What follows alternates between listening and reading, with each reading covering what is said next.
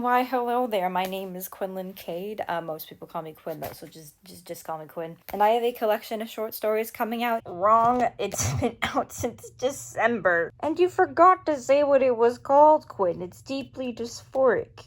You're doing great. Okay, you can continue now. And today I wanted to talk about my favorite duo in the book, which is Sawyer and Flynn, which have two stories. They have the Pain Exchange, which is the first story they're in, and then they also have What I Have to Prove. I love these two guys so much because they're such an interesting pair. Like, both of them are football players. Flynn is like the team captain at their school for football, and Sawyer is this like short trans guy who's like really fast but isn't very strong, so he really shouldn't be on the team, but he was like the best out of like a bad situation. He doesn't fit in with the rest of the football players, and Flynn just kind of ignores that. He's like, I don't think I have to deal with that. That's not my problem. He's not, like, transphobic, but he doesn't like him because, well, he's convinced that he doesn't like him because he's, like, a depressed little fucker. Like, to be fair, it would be pretty hard to be friends with someone who's, like, always, like, nihilistic all the time. But he also kind of, like, makes fun of him, like, behind his back with all of the other football players, saying, I'm sure he's a good athlete, he's just not a good male athlete because he's not very strong, he's not very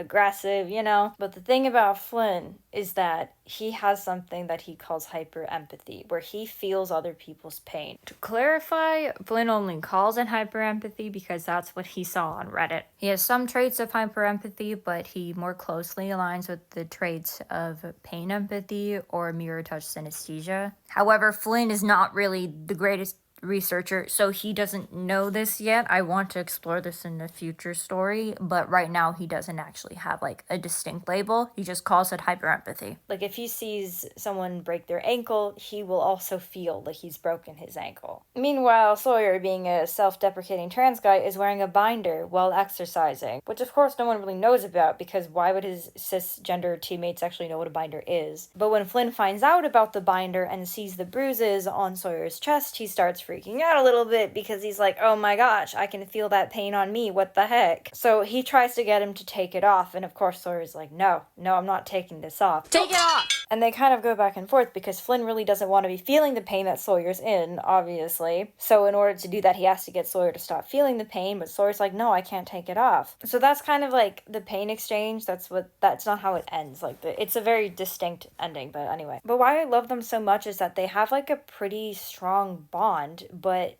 a lot of people don't really see that they're bonded. Like, Flynn doesn't really talk to any of his other friends about being friends with Sawyer. He just is friends with Sawyer. And he develops, like, a lot of respect for him after he learns why Sawyer has to wear a binder. Or, like, feels like he has to wear a binder. He doesn't have to wear a binder. He just, you know, it's like a mental thing. He has to wear a binder. And I don't know why this feels so special to me, where, like, instead of Flynn teaching Sawyer what it means to be a man, Sawyer actually teaches Flynn what it means to be a man. In a way. I mean, it's not exclusive. The story's not exclusively about masculinity, but because, like, Flynn's insecure that he's so sensitive to, like, pain. Upon talking to Sawyer, he realizes whether or not that's normal doesn't matter. It doesn't change the fact that he really still is a man. And I don't know why, but that's really, really sweet to me. The second story in the book, What I Have to Prove, let me see if I can find that.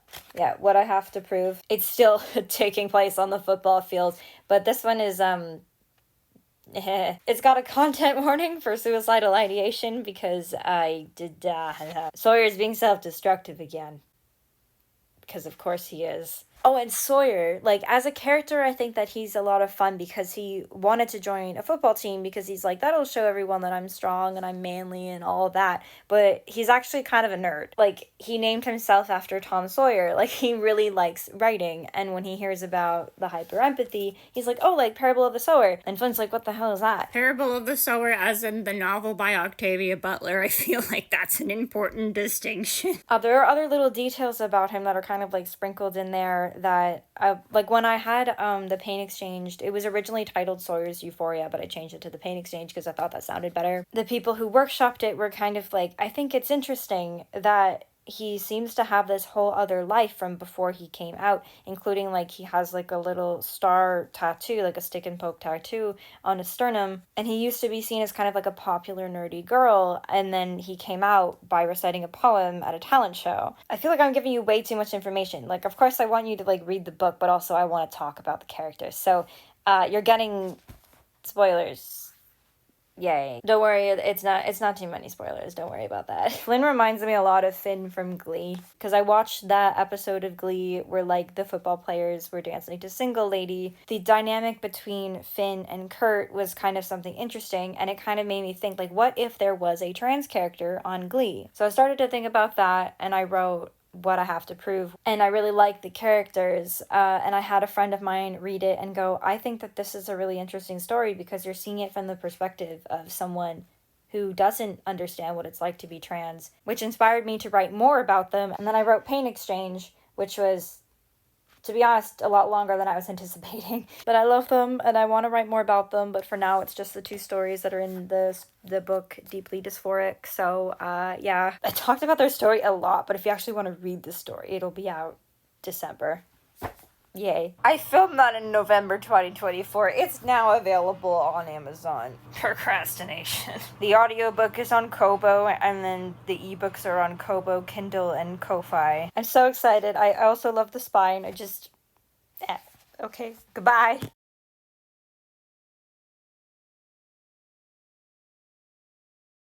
I brought him down a second time. His hand flew to his ribs as he pushed himself off the ball, but he didn't grimace. Try taking me down, I said. Maybe you'll learn how to shrug someone off if you see how I do it. His first attempt felt like a toddler's hug. Disappointment lingered in my brain like gum under the bleachers, but I wondered if it was just mirroring the expression on Sawyer's face. Regardless, I wanted to coach my own team one day, and if I could teach Sawyer to tackle, I could teach anybody. Try again, I said, but place your hands a little lower. We ran through the motions again and again. After the 7th time, I told him to go for my legs, but he shook his head and put his hands on his knees. His breathing went jagged, and his curly dark hair flopped with his chin as it drooped.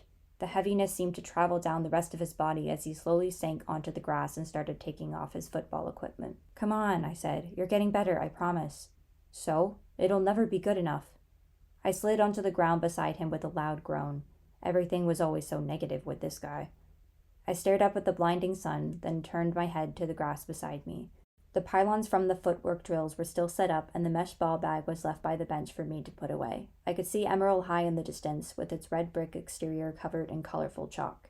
The art kids spent their breaks drawing rainbow butterflies and "Love is Beautiful" in bubble letters, but their murals never lasted long. Nobody knew who was washing them off, but the artists always put them back up the next day.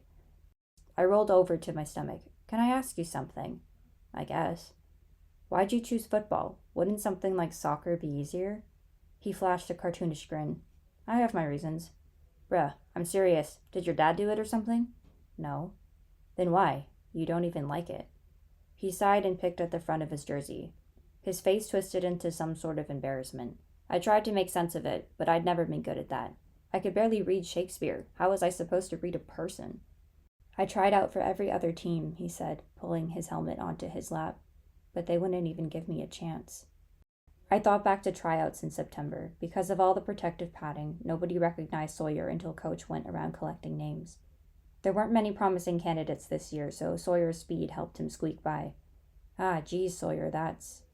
I don't know what to say, man. That really sucks. I wish Sawyer's and my thoughts could be as synchronized as the chirping crickets. I couldn't help but feel bad about his situation, but what was I supposed to do about it? Okay, come on, I said with a huff, jumping to my feet. We've got a game to train for.